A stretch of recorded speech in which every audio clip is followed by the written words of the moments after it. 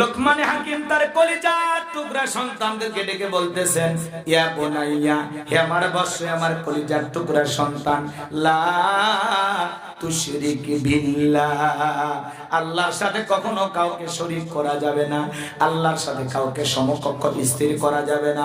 আসমান আর জমিনে আল্লাহর সমতুল্য কেউ নাই। ওয়ালাম ইয়াকুল্লাহু কুফুয়ান আহাদ, আকাশ আর জমিনে আল্লাহর সমকক্ষ, আল্লাহর সমতুল্য কেউ নাই। সন্তান রে, লা তুশরিক বিল্লাহ, আল্লাহর সাথে কখনো কাউকে শরীক করা যাবে না। ইন্না শিরিকা লা যুলমুন আযীম, এই শিরিক হলো সবচাইতে বড় জুলুম, সবচাইতে বড় অপরাধ, সব পাপের বড় পাপ। সন্তানদেরকে ওয়াজ করে শোনাইতেছেন। একটা ছেলে ডেকে বলে, আব্বা আমারে ওয়াজ নসিহত করে হবে না, আমারে কিছু টাকা দেন, আমি একটু ব্যবসা বাণিজ্য করব। আপনারাই বলেন তো বাজান, ডাক্তারের বেটা সবাই কি ডাক্তার হয়? আলেমের বেটা সবাই কি আলেম হয়? হাজির বেটাও পাজি হয়, আলেমের বেটাও জালেম হয়, ডাক্তারের বেটাও ডাকাত হয়। কথা বলেন ঠিক কিনা? আমার ভাইরা গভীর মনোযোগ দিয়ে শুনবেন। লোকমান হাকিমের সন্তান ডেকে বলে, আব্বা আমারে কিছু টাকা দেন, আমি একটু ব্যবসা বাণিজ্য করব। ছেলে বড় নাফরমানদা। লোকমান হাকিম ডেকে বলে, ছেলে রে, তোমাকে দেওয়ার মতো টাকা আমার কাছে নাই।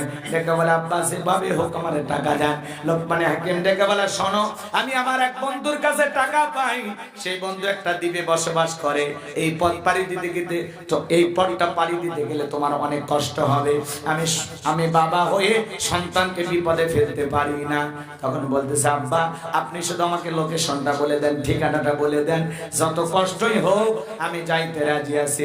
ছেলে যখন বারবার যাইতে চাই, লোকমান হাকিম তখন ডেকে বলে, ঠিক আছে বাবা, বাড়ি থেকে যখন বের হয়ে যাইবা 2 রাকাত সালাতুল হাজতের নামাজ আদায় করবা। ও আমার সন্তান শোনো, বাড়ি থেকে বের হওয়ার পরে বিশাল মরুভূমি রাস্তা পাড়ি দিতে গিয়া পথ চলতে চলতে তাকায় দেখবা একটা জঙ্গল দেখা যায়। ওই জঙ্গলের ভিতরে দেখবা ঝর্ণার পানি পড়তেছে, সেখান থেকে তুমি পানি পান করবা, প্রয়োজন মোতাবেক পানি নিবা, আবার সামনের দিকে রওনা করবা।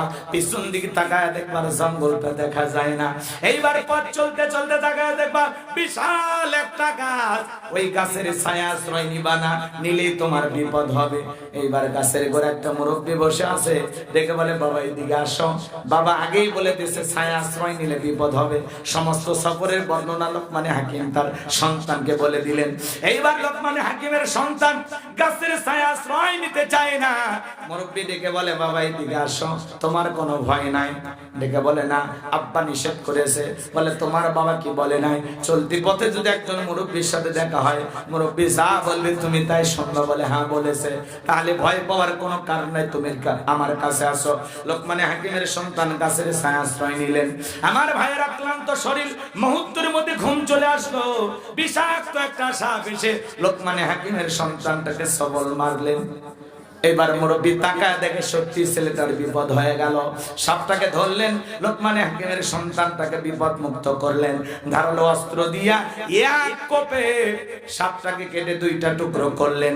পিছনের অংশ ফেলাইয়া দিয়া মাথার অংশটা লোকমান হাকিমের সন্তানের ব্যাগের ভিতরে রেখে দিলেন। এইবার ঘুম থেকে জাগ্রত হয়ে যাওয়ার পরে মুরব্বী ডেকে বলে, বাবা সত্যি তোমার বিপদ হয়েছিল, একটা বিষাক্ত সাপ তোমাকে সবল মেরেছিল। এইবার লোকমান হাকিমের সন্তান 2 রাকাত সালাতুল হাজতের নামাজ আদায় করলেন। বাবা বলেছে বিপদের আগে আর পরে 2 রাকাত সালাতুল হাজতের নামাজ আদায় করবা। এইবার মুরব্বীকে ডেকে বলে, মুরব্বী ওই জনবসতি এলাকায় যায় বাবার পরিচয় দিতে হবে, ওদের কাছ থেকে সেই দ্বীপের রাস্তাটা আমাকে জানতে হবে। এইবার মুরব্বী ডেকে বলে, বাবা আমি যদি তোমার সফর সঙ্গী হয় তোমার কি কোনো আপত্তি আছে? আর কোনো আপত্তি নাই। এইবার মুরব্বীকে সঙ্গে নিয়ে ওই জনবসতি এলাকায় যায় যখন বাবার পরিচয় দিয়েছেন, আমি লোকমান হাকিমের সন্তান, সবাই আদর করতে লাগলেন, ভালোবাসা দেখাইতে লাগলেন। কেউ বাড়িতে জায়গা দেয়, কেউ খাবার ব্যবস্থা করে দেয়। বাবার মহব্বতের কারণে সন্তানকে সবাই মহব্বত করতে লাগলেন। আপনারাই বলেন তো বাজান, বাংলাদেশের সবচেয়ে বড় বক্তা, সবচেয়ে বড় আলেম, তার সন্তান যদি আপনাদের পাবনা ফরিদপুরে আসে, আপনারা কি একটু ভালোবাসা দেবেন না? কথা বলেন না কেন? কোরআনের বাকি আল্লামা সাইদি হুজুর বিদায় নিয়েছে, তারা যারা ছেলে সন্তান আছে ওরা যদি আপনাদের এলাকায় আসে একটু কি ভালোবাসা দেবেন না? কথা কর না কেন? বাংলাদেশের ভালো ভালো আলেম যারা আছে, আল্লামা মামুনুল হক তার ছেলে যদি আপনাদের এলাকায় আসে একটু ভালোবাসা দেবেন না? ডক্টর মিজানুর রহমান আজারি ভাই তার সন্তান যদি আপনাদের এলাকায় আসে একটু ভালোবাসা দেবেন না? কথা বলেন। বাবার পরিচয়ের কারণে, বাবার মোহাব্বতের কারণে সন্তানের প্রতি আপনাদের ভালোবাসা থাকবে। কথা বলেন ঠিক কিনা? লোকমানে হাকিমের কারণে বলে তুমি লোকমানে হাকিমের ছেলে, এই কারণে সবাই মোহাব্বত করতে লাগলেন, ভালোবাসা দেখাইতে লাগলেন, খাইতে দিলেন, বাড়িতে থাকার জায়গা দিলেন। এইবার কিছু লোক থেকে বলে বাবা আমাদের এলাকায় একটা সুন্দর মেয়ে আছে, তুমি যুবক মানুষ বিয়ে করেছো? বলে না বিয়ে করি নাই। বলে শোনো বিয়ে করো আর না করো পাত্রীটা একবার দেখো। কথা বোঝেন নাই মনে হয়, রাগ করতেছেন আমার ভাইরা। বাবা আগে বলেছে এলাকায় যায় একটা সুন্দরী মেয়ে আছে, খবরদার তারে দেখবি না, দেখলে কিন্তু বিপদ হবে, ওই মেয়েটাকে কিন্তু বিবাহ করা যাবে না। বাবা আগে নিষেধ করে দিয়েছে। সবাই যখন বারবার বলতেছে বাবা বিয়ে করো আর না করো অন্তত পাত্রীটা একবার দেখো। কথা কয় না? পাত্রী দেখলে কি বিয়ে হবে? আপনাদের এলাকায় পাত্রী দেখতে যায় না?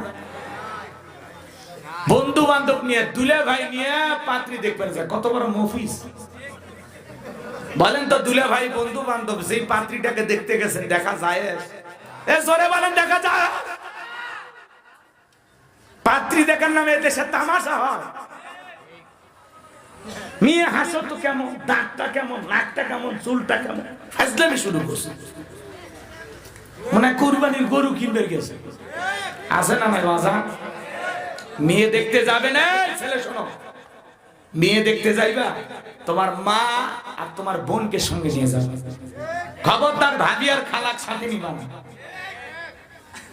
ভাবি নিয়ে গেলে ভাবি পাত্রী দেখতে সুন্দর হোক, ভাবি চাইবে যে আমার চাইতে বেশি সুন্দরী যেন ওই বাড়িতে না যায়। গেলে ভাবির আর দাম থাকবে না। ভাবি চাইবে যে তার চাই যেন কম সুন্দরী বাড়ির ভিতরে যায়। এজন্য খবরদার পাত্রী দেখার জন্য ভাবির সঙ্গে নিবা না। আর খালারেও নেওয়া যাবে না।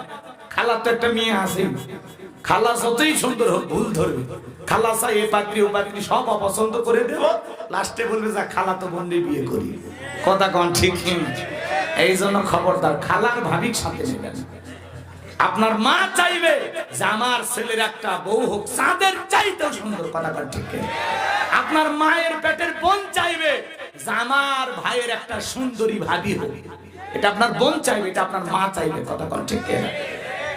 খবরদার কোন বন্ধু বান্ধব উল্টা পাল্টা কাউরে নিয়ে পাত্রী দেখতে যাবে না। লোকমানে হাকিমের ছেলে এবার পাত্রী দেখতে গেছে বাজান। পাত্রী দেখতে যাওয়ার পরে মেয়েটা দেখতে এতটাই সুন্দরী ছিল, এতটা ভয়ঙ্কর সুন্দরী ছিল বাজান, সেই সময় বিশ্ব সুন্দরী বললেও ভুল হবে না। চেহারা ছিল সেই রকম, চোখ দুটো ছিল হরিণীর মতো কালো, গালগুলো ছিল কমলার মতো লাল। এতটা সুন্দরী মেয়ে দেখে অবাক হয়ে গেল। লোকমানে হাকিমের ছেলে মনে মনে ভাবতেছে বিয়ে যদি করা লাগে এই মেয়েটাকেই বিয়ে করব। মারহাবা কোন? কিন্তু সবাই ডেকে বলতেছে বাবা তোমার বাবাকে আমরা মহাব্বত করি, তোমারেও ভালোবাসি বাবা, মেয়েটার একটা গোপন সমস্যা আছে। কথা কেন? এলাকায় যখন পাত্রী দেখতে দেবেন, পাত্রী দেখতে যে আশেপাশে 2-4 জনে যদি খবর নেন না যে এই মেয়ের কেমন অবস্থা, 7 দিন আগেই কারোর সাথে ভেগে গেছিল, কিছুদিন আগে, মানে ওর গোপন তত্ত্ব ফাঁস করে দেয়। কথা কোন ঠিক না? আজ থেকে 7 দিন আগে একজনের সাথে ভেগে যায়, কিছুদিন আগে ফেরত আসছে। আমার ভাইয়েরা গভীর মনোযোগ দিয়ে শোনাবেন। এইবার দিকে বলে বাবা শোনো, এই মেয়েটার 1 নয় 2 নয় 10 বার বিয়ে হয়েছিল, 10টা স্বামী বাসর ঘরে মারা গেছে, একটা স্বামী বাসর ঘর থেকে জীবিত বের হয় নাই। তাহলে বলেন তো বাজান মেয়েটা সুন্দরী নাকি ভয়ঙ্কর সুন্দরী? এইবার লোকমানে হাকিমের ছেলে বিবাহ করতে চায়, তার জীবনের পরিণতিটা কি হয় একটু বলবো। কারা কারা শুনবেন হাত তোলেন তো দেখি। লিল্লাহি তাকবীর।